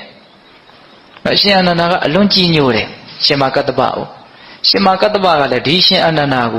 ုနော်ကိုယ့်ရဲ့ညီလေးလိုသားလေးလိုသူချစ်တယ်တွေ့ရတဲ့သူတို့ရဲ့မှတ်တမ်းတွေကိုကြည့်လိုက်လို့ရှိရင်အယဉ်ရှင်းနေတယ်ဆိုတာထင်ရှားတယ်အဲ့ဒါနဲ့ရှင်အနန္ဒာကမရမကပင့်တယ်ရှင်မကတ္တပဒါမြို့ရောက်လာတဲ့အခါရွာချောင်းရောက်လာတဲ့အခါပင့်တာနဲ့တူတယ်များသောဖြင့်သူကတောထဲမှာပဲနေတာများတယ်ပင့်တဲ့အခါကျတော့မလိုက်ချင်ဘူးညင်းတယ်ရှင်ဘုရားကြွပါကြောက်တုံးလေးဆိုအတင်းပင့်တော့လိုက်သွားတာဘိက္ခုနီမတွေအကြောင်းကိုလိုက်သွားတာဟိုရောက်တဲ့အခါကျတော့ရှင်အနန္ဒာကတိုက်တွန်းလို့တခါတရားဟောရတယ်ရှင်မကတ္တပတရားဟောတယ်ဘိက္ခုနီမတွေအဲ့လိုတရားဟောပြီးတော့အရှင်မြတ်နှစ်ပါးပြန်လဲကြွသွားကြရောအဲ့ဒီဘိက္ခုနီမတွေတဲကထုံလတိတ်တာဆိုတဲ့ဘိက္ခုနီမကဘာပြောတော့ဆိုတော့ဒီရှင်မကတ္တဝဆိုတဲ့ကိုတော်ကရှင်အနန္ဒာရှိမှတရားများဟောပါပေရဲ့နော်အလွန်ပညာရှိတဲ့ရှင်အနန္ဒာရှိမှဒီရှင်မကတ္တဝကဘာလို့တရားဟောတဲ့တယ်လို့ထင်ရတာတော့နော်ဘာပြောတော့ဆိုတော့သူအဲ့ဒီထဲမှာနော်အထုတ်လုပ်သူရဲ့ရှေ့မှာအယောင်းတဲ့လူကလာပြီးတော့မြန်အကြောင်းကိုပြောနေရသေးတယ်ဟဲ့အဲ့ဒီကပေါ်တဲ့စကားဗျအဲ့ဒီစကားကဟုတ်လားအကုန်သေးကြီးရဲ့ရှေ့မှာအယောင်းနေတယ်နော်အထုတ်လုပ်သူရဲ့ရှေ့မှာအယောင်းနေနော်ထုတ်လုပ်သူနဲ့ရောင်းတဲ့လူနဲ့ဘယ်သူကအဲ့ရဲ့အကြောင်းကိုပိုသိမလို့ထုတ်လုပ်သူကပိုသိတာပေါ့နော်အဲ့ဒီလိုပြောတာကိုအဘိညာဉ်နဲ့ရှင်မကတ္တဗကသိတယ်သိတဲ့အခါကျတော့ရှင်အနန္ဒာကိုခေါ်ပြီးတော့ပြောတာအနန္ဒာတဲ့မင်းကအလုပ်တဲ့လူလားငါကအလုပ်တဲ့လူလားတဲ့ဟုတ်လားမင်းကအယောင်းတဲ့လူလားငါကအယောင်းတဲ့လူလားတဲ့နော်အဲ့လိုပြောတော့ရှင်အနန္ဒာကရိပ်မိပုံရတယ်တယောက်ယောက်ပြောတဲ့အတန်ကိုရှင်မြတ်ကြီးသိပုံရတယ်ဓာတ်ရိုက်ဘယ်လိုပြောတော့ဆိုတော့အရှင်ဘုရားတဲ့တိခန္ဓာဘုရားမာတုကာမတွေကအလွန်မိုင်မဲလှပါတယ်ဘုရားတဲ့အဲ့တန်တန်းလျှောက်သိလားနော်ဒါအဲ့ဒီကိုသွားလို့ဒီပြဿနာပေါ်လာတာကိုရှင်ဘုရားတိခမဘုရားတဲ့မာတုကာမတွေကအလွန်မိုင်မဲလှပါတယ် အဲ့တော့ဘာပြောတော့အာနန္ဒာတဲ့ဆန္ဒတွေစောပြီးတော့အဲ့လိုလည်းမပြောနဲ့အောင်နဲ့ဟုတ်လားနော်အဲ့ဒီမှာသူ့ရဲ့အစွမ်းတတ္တိတွေကိုရှင်မကတ္တဗကိုရမကြီးကပြောတာငါ့ကိုဒန်းတူထားတယ်လို့မြတ်စွာဘုရားကဘယ်ယဟန်ကိုဒန်းတူထားဖို့တလေတဲ့နော်မြတ်စွာဘုရားရှင်အနန္ဒရှင်မကတ္တဗကိုအများကြီးဒန်းတူထားပြီးတော့ဟောတာရှိတယ်ငါကဇံအမျိုးမျိုးကိုဝင်စားနိုင်တယ်လို့ရှင်မကတ္တဗလည်းဇံအမျိုးမျိုးကိုဝင်စားနိုင်တယ်နော်သူ့မှာရှိတဲ့အစွမ်းတွေကိုပြပြီးတော့အဲ့ဒီလိုအစွမ်းမျိုးရှင်မကတ္တဗမှာရှိတယ်ဆိုပြောတဲ့ဒေသနာတွေကအများကြီးရှိတယ်အဲ့လိုမျိုးဘယ်သူကိုမြတ်စွာဘုရားဟောဖို့တလေတဲ့ဟုတ်လား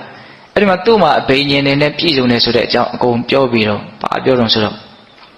ငါရဲ့ဒီထုကဲမြင့်မြတ်တဲ့ဉာဏ်အထူးတွေကိုအတိအမှန်မပြုတ်ကျင်တဲ့ပုဂ္ဂိုလ်တွေဟာ9000 8000လောက်ရှိတဲ့ဆင်ကြီးကိုထရွက်6နဲ့ကားတယ်လို့မျိုးပဲဖြစ်မယ်တဲ့ဘယ်လိုမှသူ့ရဲ့ဂုဏ်တွေကိုဖုံးလို့မရဘူးလို့ပြောတာဟုတ်လားအဲ့ဒါလိုလဲပြောပြီးတော့အဲ့ဒီထုံလာတိတ်တာဘိက္ခုနီမှာမကြခင်မှာပဲလူထွက်သွားတယ်တဲ့သာသနာတော်ကနေဆုံးရှုံးသွားတယ်ဟုတ်လားဒါဒီအကြောင်းအရာလေးတစ်ခုတွေ့ရတယ်ပေါ့နောက်တစ်ခါအကြောင်းအရာလေးတစ်ခုကလည်းပဲစိတ်ဝင်စားကြရအဲ့ဒါကဘာလဲဆိုတော့တခါမှတော့ရှင်အနန္ဒကိုရမြတ်ကြီးရဲ့တပည့်တာဝကတွေတော်တော်များများယဟန်နေလူထွက်သွားကြတယ်30လောက်လူထွက်သွားတယ်အဲ့ဒါကိုသိရတဲ့အခါကျတော့ရှင်မကတ္တဗကရှင်အနန္ဒကိုဆူတာနော်အဲ့တော့ရှင်အနန္ဒကအဲ့ဒီအချိန်မှာခေါင်းလေးတောင်ဖြူနေပြီမထေကြီးဖြစ်နေပြီအနန္ဒတဲ့သင်ဟာနော်ကောက်စဘာခင်းတွေကိုဖျက်ဆီးပြီးတော့သွားတယ်လို့မျိုးတဲ့ဒီတရားဓမ္မတွေရဲ့တရားတရားတွေကိုဖျက်ဆီးပြီးတော့တင်သွားတာပဲသင်ရဲ့ယဟန်တွေကအလွန်ဆိုးသွမ်းနေတဲ့သင်ရဲ့ယဟန်တွေကအလွန်ပျက်စီးနေတယ်တဲ့ဘာလို့ဒီလိုလုပ်ရတာလဲတဲ့အိန္ဒိယမရှိဘူးတဲ့လျှက်ပေါ်လော်ဒီတဲ့စကားတွေကလည်းများတယ်တဲ့ဘာထိမ့်သိမ့်မှုမှမရှိဘူးတဲ့ဒီလိုယဟန်ပေါက်စတွေခြံရံပြီးတော့တင်သွားနေတာမကောင်းဘူးတဲ့ဟောဒီတငယ်ဟာအခုချိန်ထိဘာမသိဘူးတဲ့ဟောရှင်အနန္ဒာကိုတငယ်လို့ဆိုတဲ့စကားနဲ့နော်အတိုင်းရှိမသိလေစွာလို့အဲ့လိုဆိုတာနော်ဦးဇင်းတို့အရက်ပြောမှဆိုငေါက်တဲ့သဘောမျိုးပေါ့နော်ရှင်အနန္ဒာကိုအဲ့လိုပြောတာအဲ့တော့ရှင်အနန္ဒာကတပည့်တော်ခေါင်းနေတောင်ဖြူနေပါပြီတဲ့ဒါပေမဲ့လို့တငယ်ဆိုတဲ့အသုံးလုံးနဲ့အခုချိန်ထိဆုခန်းနေရသေးတယ်မခံမြင်ဘူးနော်အလွန်ချစ်ခင်ရင်နေအောင်ရှင်အနန္ဒာကအဲ့ဒါလို့ရှင်အနန္ဒာကိုရှင်မကတ္တဗကဒီသူငယ်ဆိုတဲ့အသုံးလုံးနဲ့ကလေးဆိုတဲ့အသုံးလုံးနဲ့ဒီလိုဆူတာကိုဘယ်သူကမခံနိုင်ဘူးလို့ဆိုတော့ဘိက္ခုနီမတွေကမခံနိုင်ဘူး။ရှင်အနန္ဒာအကြောင်းပြောတဲ့အခါမှာဒီဘိက္ခုနီမတွေတချို့တဲတဲလှုပ်တယ်ဆိုတာကိုလည်းထည့်ပြီးတော့ပြောဖို့ရှိတယ်ဟုတ်လား။အဲ့ဒီဘိက္ခုနီမတွေကထုံလနန္ဒာဆိုတဲ့ဘိက္ခုနီမရှိတယ်။သူ့ကိုအကြောင်းပြုပြီးတော့တိခါဘုတ်တွေလည်းအများကြီးပြညတာတွေရှိတယ်ဝီနီထဲမှာ။အဲ့ဒီထုံလနန္ဒာဘိက္ခုနီမကဘယ်လိုပြောတော့ဆိုတော့ဒိဋ္ဌိဘဝကပြောင်းလာတယ်ဒီရှင်မဟာကတ္တဗကရှင်မဟာကတ္တဗကမြတ်စွာဘုရားကိုယဉ်မှန်းပြီးတော့ဝတ်လာတာအဲ့ဒါကိုသူကဒိဋ္ဌိလို့ဆွဆွဲတာနော်ဒိဋ္ဌိဘဝကပြောင်းလာတယ်ဒီရှင်မဟာကတ္တဗကဉာဏ်ပညာအလွန်ကြီးတော်မူတဲ့ရှင်အနန္ဒာကိုသူကအဲ့လိုဆုံးမသင့်တယ်လို့သူကသူဘာလို့အဲ့လိုထင်ရတာတော့သူကြားရရနေမှာမခံကျင်ဖြစ်နေတာအဲ့လိုမျိုးရှင်မဟာကတ္တဗကိုနော်မကြည်ညိုတဲ့စိတ်နဲ့မနှစ်လိုတဲ့စိတ်နဲ့သူဝစီကံအဖြစ်ပြောတာ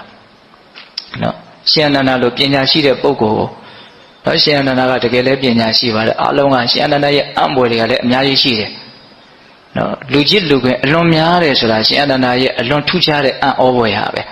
ဘယ်ရဟန်းမှမတူဘူးအဲ့ဒါရှင်အနန္ဒာအကြောင်းပြောတဲ့အခါကျတော့အဲ့ဒါပါမယ်ပေါ့အဲ့တော့အခုလည်းပဲထုံလနန္ဒာကရှင်အနန္ဒာကိုဆူလို့ရှင်မကတ္တဗကိုမကြည်မနဲ့ပြောတာမှာနော်ဒိဋ္ဌိဘဝကပြောင်းလာတဲ့ပုဂ္ဂိုလ်ဟာရှင်အနန္ဒာကိုဒီလိုပြောတဲ့တယ်လို့ဘာလို့ထင်တာတော့အဲ့ဒီလိုပြောတာကိုရှင်မကတ္တဗကကြားပြန်တယ်အဘိညာဉ်ရှိတာဆိုကြားတယ်သိတယ်ဟုတ်လားသိတဲ့အခါကျတော့စောစောကလိုပဲနော်ဒီလိုဒီအကြောင်းသူကြားရတယ်ဆိုတာကိုပြောပြပြီးတော့ငါဟာတဲ့ဘယ်သာသနာပြင်ပအယူဆရှိတဲ့ပုဂ္ဂိုလ်မှာဆရာတင်ခဲ့တာမရှိဘူးတဲ့ငါယဟန်ပြုတဲ့ကိုကစားမြတ်စွာဘုရားကိုယဉ်မှန်းပြီးတော့ယဟန်ပြုခဲ့တာယဟန်ဖြစ်ပြီးတော့9ရက်နေတော့ငါအတော်ကုန်ခံခဲ့တာသူ့ရဲ့အစွမ်းတွေကိုပြောပြတာပါပဲအမှန်ကတော့ဟုတ်လားငါရဲ့ထူးခြားတဲ့ဒီစွမ်းရည်တတိအဘိညာဉ်စွမ်းရည်တတိကိုမတိကျိုးခြင်းပြုမယ်ဆိုလို့ရှိရင်စောစောကပြောသလို9000 8000တောင်ရှိတဲ့ဆင်းကြီးကိုထမ်းလျက်နဲ့ထမ်းရွက်နဲ့ကာသလိုမျိုးသာဖြစ်လိမ့်မယ်ဟုတ်လားအဲ့လိုအမိန့်ရှိတာအဲ့ဒါမကြာဘူးအဲ့ဒီထုံလနန္ဒာဘိက္ခုနီမှလည်းလူထွက်သွားရောအဲ့ဒါပါမှတ်တမ်းတင်ထားတာနော်ဒါက နောက်အရှင်မြတ်ကြီးကိုပြင်းမာတဲ့အနေအထားနဲ့ဆက်ဆက်ပြီးတော့ပြောထားတာဆိုတော့အဲ့လိုပြင်းမာလို့မြန်ဒုက္ခဖြစ်ရသလားဆိုတာကစဉ်းစားရရှိတယ်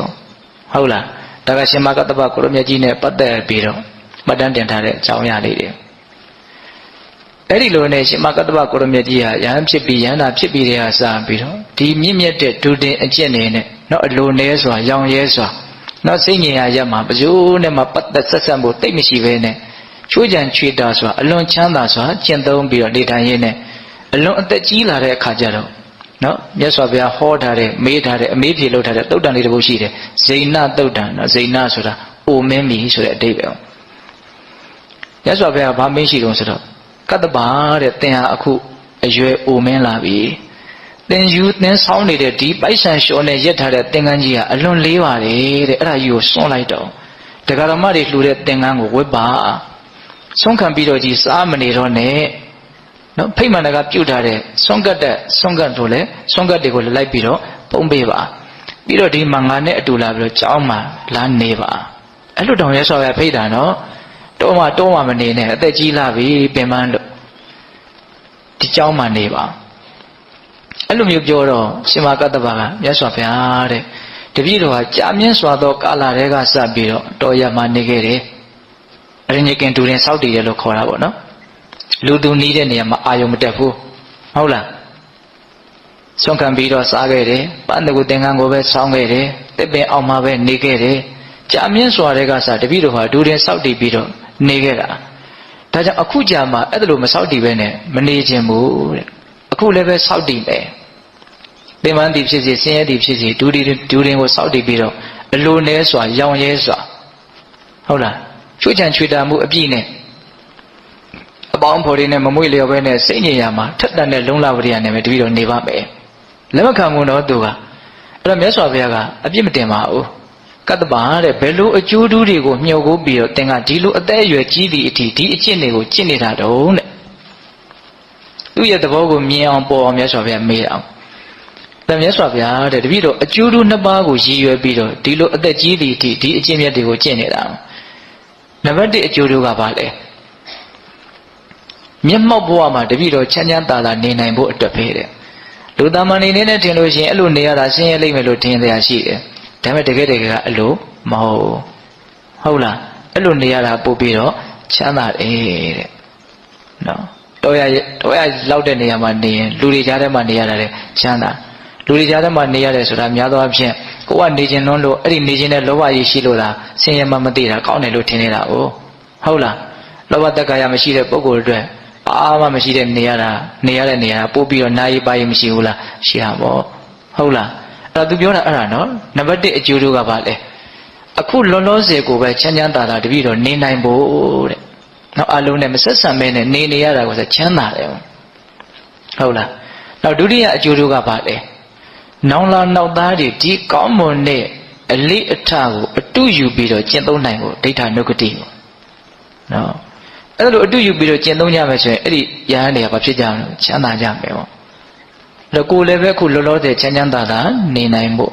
နောင်လာနောက်သားတွေလည်းဒီကောင်းမြတ်တဲ့အလေးအကျင့်ကိုအတုယူပြီးတော့ချမ်းသာနိုင်ကြဖို့ဆိုတဲ့ဒီအကျိုးတို့နှစ်ပါးကိုမျှော်ကိုပြီးတော့အသက်ကြီးရင်မလို့တပည့်တော်ဒီတူတွေနဲ့နေမှာပါတဲ့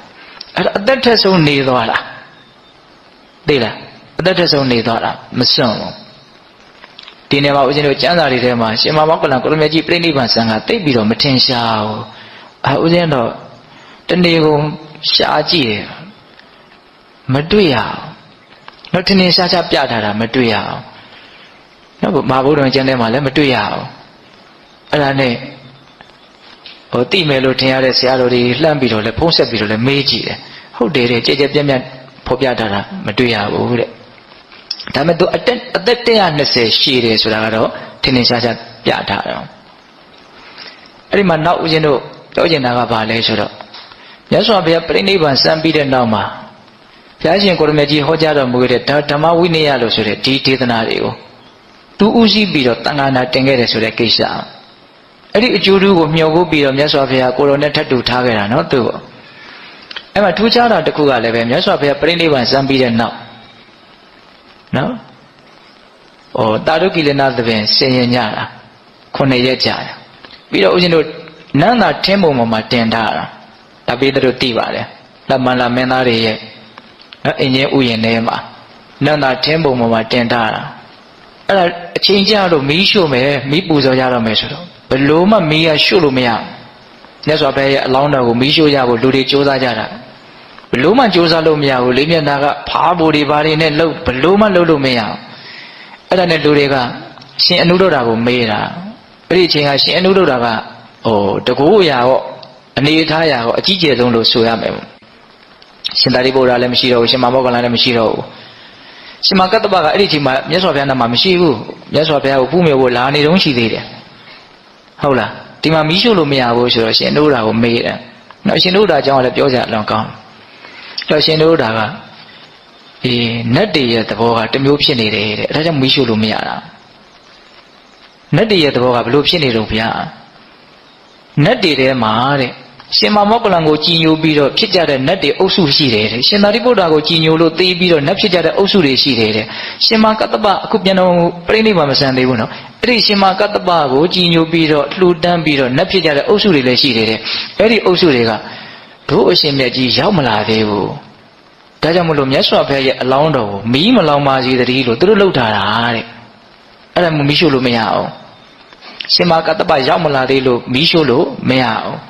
်နော်အဲ့ဒါရှင်မကတ္တပကလည်းရောက်တော့မယ်ခဏနေရ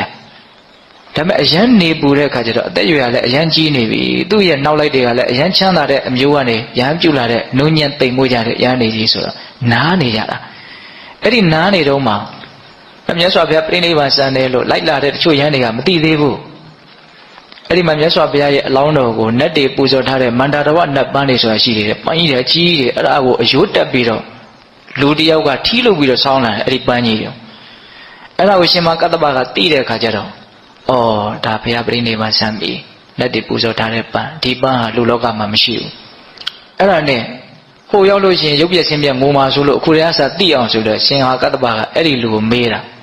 မြတ်စွာဘုရားဆိုတာသိပါသလားသိပါတယ်အခုဘယ်လိုနေတော့ဆိုပြိဋိဘံစံသွားလို့အဲ့ဒါနတ်တွေပူဇော်တဲ့ပန်းကိုယူလာတာ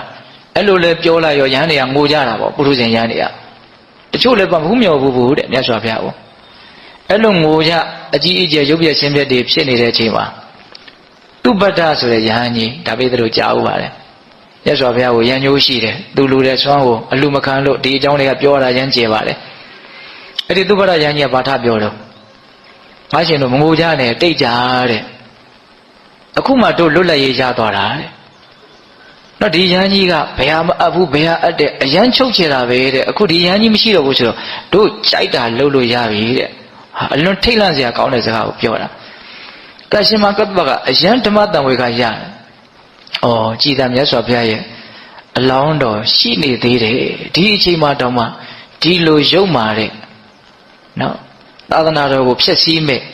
နော်အတ္တမဝါဒနော်လက်ကင်ပြုမဲ့ပုံကိုယ်တွေကပေါ်လာခဲ့ပြီအဲ့ဒါမဖြစ်ဘူးငါမြတ်စွာဘုရားရဲ့ပွဲပြီးလို့ရှိရင်မြတ်စွာဘုရားဟောခဲ့တဲ့တရားတော်တွေကိုငါအကုန်လုံးစနစ်တကျပြန်ပြီးတော့သံဃာနာတင်မယ်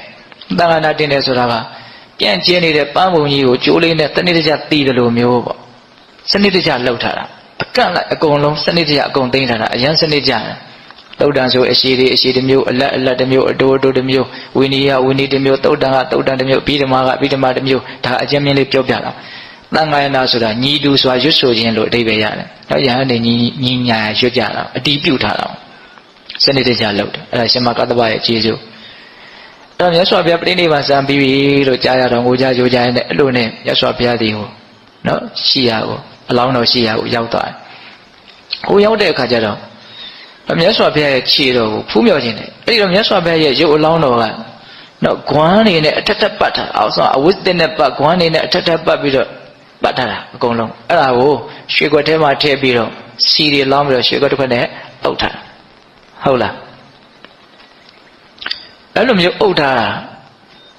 ာပြီးရင်ဘာလို့နန္ဒထင်းပေါ်မှာတင်ပြီးတော့အကုန်အုပ်ထားတာအဲ့ဒါကိုရှင်မကတ္တပကလှည့်ပြီးတော့လက်ရရည်လှည့်ပြီးတော့ပူဇော်ရင်းနဲ့မြတ်စွာဘုရားရဲ့ကောင်းတော်ကဘယ်ဘက်မှာရှိတယ်ခြေတော်ကဘယ်ဘက်မှာရှိတယ်သူသိတယ်အဲ့ဒါနဲ့ခြေတော်ရှိတဲ့ဘက်မှာမြတ်စွာဘုရားရဲ့ခြေတော်ကိုငါဖူးမြော်ခြင်းတယ်အဲ့ဒါလိုအဓိဋ္ဌာန်လိုက်တာနဲ့မြတ်စွာဘုရားရဲ့ခြေတော်ကတိမ်ညာတွေကနေလတ်ထွက်လာတယ်လို့ပဲတဲ့ဒီပတ်ထားတဲ့အဝတ်တွေခေါင်းတလားတွေထင်းတွေကိုအကုန်ဖောက်ထွက်ပြီးတော့ နော်ဆက်လက္ခဏာနဲ့အလွန်တင့်တယ်တဲ့မြတ်စွာဘုရားရဲ့ခြေတော်အစုံဟာလာဝင်းကြီးလိုထွက်လာတယ်အဲ့ဒီခြေတော်တော်ကိုခြေပမိုးတော်ကိုလက်နဲ့ကင်ပြီးတော့ရှင်မကတ္တဗရှိခိုးကြတော့တယ်တဲ့အဲ့တော့လူတွေလည်းအရန်အံ့ဩကြပြီးတော့အရန်ရှိခိုးကြတာပေါ့အဲ့ဒီမြတ်စွာဘုရားခြေတော်ကိုအကုန်လုံးရှိခိုးလည်းပြီးပြီဆိုတော့အဲ့ဒီခြေတော်ကပုံမပြတ်တခါတည်းထဲထဲကိုပြန်ဝင်သွားတယ်တဲ့ဒါချီမြင်လေးတွေပါလေးတွေလှုပ်သွားတာမရှိဘူးခေါင်းတလားကိုဖောက်လာတာလည်းမရှိဘူးဒါတကိုးရာပေါ့နော်အဲ့ဒီခြေတော်လည်းပြန်ဝင်သွားပြီလဲဆိုရောအဲ့ဒီဟာကြတော့မှမြတ်စွာဘုရားပြိဋိဘံစံသုံးကားတဲ့တောင်ပို့ပြီးတော့လူတွေဟာအုပ်တဲ့ငိုကြပြန်တယ်တဲ့နော်အဲ့ဒီလိုအကုန်လုံးနော်ရှ िख ိုးပူဇော်ပြီးတဲ့နောက်မှာခြေတော်လည်းပြန်ဝင်သွားတယ်ဘယ်သူမှမီးမရှို့ရပဲနဲ့တခါတည်းမီးရထပြီးတော့လောင်ဒီစုံမီးလောင်နေဆိုတာအဲ့ဒါဒါနတ်တည်ရဲ့အစွမ်းကြောင့်လောင်သွားတာတဲ့အံ့ဩစရာကောင်းတာကအပေါ်ဆုံးကပတ်ထားတဲ့အဝတ်နဲ့မြတ်စွာဘုရားခန္ဓာကိုယ်နဲ့ထိပြီးတော့ပတ်ထားတဲ့အဝတ်အဲ့ဒီအဝတ်တစ်ကလေးနှစ်ခုမီးမလာဘူးတဲ့ခလဲကောင်ကစီဆွတ်ထားတဲ့ဂွမ်းတွေပါလေအကုန်လောင်သွားတာနော်တတ်တော်ရှိတဲ့မြတ်စွာဘုရားများဒီလိုမျိုးဦးဇင်းတို့ပြိဋိဘံစံပြီဆိုရင်တော့တလုံးတစ်ခဲတဲ့ဓာတ်တော်ကြံ့တယ်မြတ်စွာဘုရားကတော့တတ်တော်တူတဲ့မြတ်စွာဘုရားဖြစ်တဲ့အတွက်ကြောင့်ဒီဓာတ်တော်တွေကနေရာအနှံ့ရောက်ရမှာဖြစ်တဲ့အတွက်ကြောင့်အကုန်လုံးသေးသေးလေးတွေအစိတ်စိတ်အမှောင်မှအကုန်လုံးကွဲရတယ်ပေါ့အဲ့ဒါရှင်မကတ္တပရဲ့ထူခြားချက်အဲ့ဒါလည်းရှိတယ်သောတော်ကပြောတဲ့သူ့ဘယဟန်ကြီးရဲ့စကားကိုနော်အကြောင်းပြုပြီးတော့ထိတ်လန့်မှုတန်ဝေကနဲ့မြတ်စွာဘုရားပြိဋိဘံစံပြီးတဲ့နောက်မှာနော်အဇာတတမင်း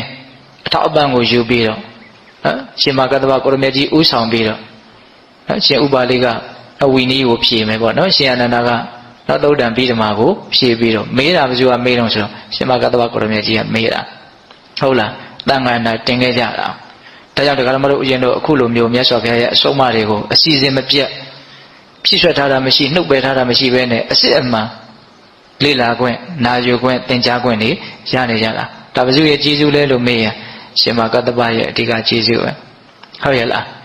ဒါကြောင့်ပိဿပေါင်းသူတော်ကောင်းတို့ဒီရှင်မကတ္တဗကိုရမေကြီးရဲ့အကြောင်းကအလွန်တရာမှပြောစရာကောင်းတယ်သူဟောခဲ့တဲ့တရားတခြားသောသုတ်တန်တွေအများကြီးရှိတယ်နော်အဲ့ဒီသုတ်တန်တွေကိုပြောလို့ရှိရင်တရားအရန်ရှိမှာဆိုလို့မှတ်သားစရာကောင်းတာလေးတွေနည်းနည်းစိတ်ထဲမှာစမ်းနေထင်တာလေးတွေကိုဦးဇင်းကရွေးပြီးတော့ပြောပြတာအဲ့အကုန်လုံးက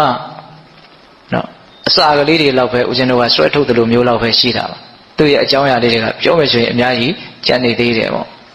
အဲ့ဒါဓမ္မတို့ဦးဇင်းတို့အတွက်အလွန်အားကြီးတဲ့ဒါကျေးဇူးရှင်မမထေရကြီးတစ်ပါးလို့ဆိုရင်လည်းပဲမလွယ်ဘူးပေါ့အဲ့ဒါအသက်120ပြည့်တော့ပြိဋိဘံစံတယ်ဆိုပြီးတော့ဒါဧတတက်ဘာဧတတက်လဲလို့မေးလို့ရှိရင်ဒုတင်ယာမဧတတက်ပေါ့ဟုတ်လားဧတတက်ကံဘိက္ခဝေမမတဝကနဘိက္ခုနဒုတဝါဒနယတိတံမဟာကတ္တပောလို့အဲ့လိုမျိုးဆိုပြသူ့ကိုဧတတက်ပေးခဲ့တာနော်ဒီငါရဲ့ယဟန်တော်တွေထဲမှာဒုတင်ဆောင်တဲ့နေရာမှာဒုတင်ရဲ့ဂုဏ်ကျေးဇူးတွေကိုပြောတဲ့နေရာမှာရှင်မကတ္တဗအတာဆုံးအမြတ်ဆုံးဖြစ်တယ်လို့မြတ်စွာဘုရားကအဲ့ဒါလို့ဧတတက်ထားခဲ့တာနော်ဧတတက်ဆိုတဲ့စကားရဲ့အဓိပ္ပာယ်ကဘာလဲနော်ဒီထဲမှာသူဟာအမြတ်ဆုံးလို့အဓိပ္ပာယ်ရတယ်ဧတံအကံဧတံဒါဒီထဲမှာအကံသူဟာအတာဆုံးပဲလို့ပြောတာဧတံအကံကိုဧတတက္ကဧတတက္ကကောက်ဖြုတ်ပြီးတော့ဧတတက်လို့ဒီလိုပြောတာဟုတ်ရဲ့လားအေးဒါကဦးဇင်းတို့ရှင်မကတ္တဗကိုရမေကြီးရဲ့အကြောင်းအရာအချင်းချုပ်ပေါ့နော်ဆုတောင်းခဲ့တဲ့အနေအထားကနေပြီးတော့ဒီဘဝရဟန်းပြုတဲ့အနေအထားနော်ဒုတင်နေကျင့်သုံးတဲ့အနေအထားမြတ်စွာဘုရားကကိုယ်တော်နဲ့ထပ်တူထားပြီးတော့ချီးမြှောက်တဲ့အနေအထားအလွန်လိုနေပြီးတော့အလွန်ရောင်ရဲတော်မူတဲ့ဒုတင်ကိုကျင့်သုံးပြီးတော့နောက်ဆုံးမြတ်စွာဘုရားအဆုံးအမသာသနာကိုအရှိကြည့်ပြီးတော့မပြောင်းမကွယ်အောင်စောင့်ရှောက်တော်မူသွားတဲ့အရှင်မြတ်ကြီးရဲ့အကြောင်းဟုတ်လားဒါကြောင့်ပိဿပေါင်းသူတော်ကောင်းတို့ရဲ့နောက်စိတ်ထဲမှာဒီအရှင်မြတ်ကြီးရဲ့အကြောင်းကိုနာယူကြည်ညိုကြရတဲ့ကုသိုလ်ကောင်းမှုတွေဆိုတာမဖြစ်ဘူးလားဖြစ်တယ်အဲ့ဒီကုသိုလ်ကောင်းမှုတွေဟာနောက်ဆုံးနိဗ္ဗာန်ချမ်းသာကိုမျက်မှောက်ပြုနိုင်ဖို့အတွက်အများကြီးအထောက်အကူပြုသည့်အထိစွမ်းရည်တတ်သည့်ထက်မြက်မယ်ပေါ့နော်ဒါကိုလည်းပဲလက်စိတ်ထဲကလိုက်လဲယုံကြည်နားလည်မှုနဲ့ဒီကနေ့ပြုလုပ်ထားရတဲ့ကုသိုလ်ကောင်းမှုအစုစုတို့ရောအဲ့ဒီကုသိုလ်ကောင်းမှုတွေရောပြုလုပ်အပ်သောဒါနသီလသမာဓိပညာကုသိုလ်ကောင်းမှုအစုစုတို့ရဲ့စွမ်းတတ္တိကြောင့်ဘုရားတပည့်တော်တို့သည်မဲ့ညာဘုံညာမျက်နှိပ်ဗံကိုလင်းမြန်ထုတ်ချောင်းမျက်မှောက်ပြုရစေကုန်သောဟုပတ္တနာအောင်စုပြုကြကုန်ရာတည်း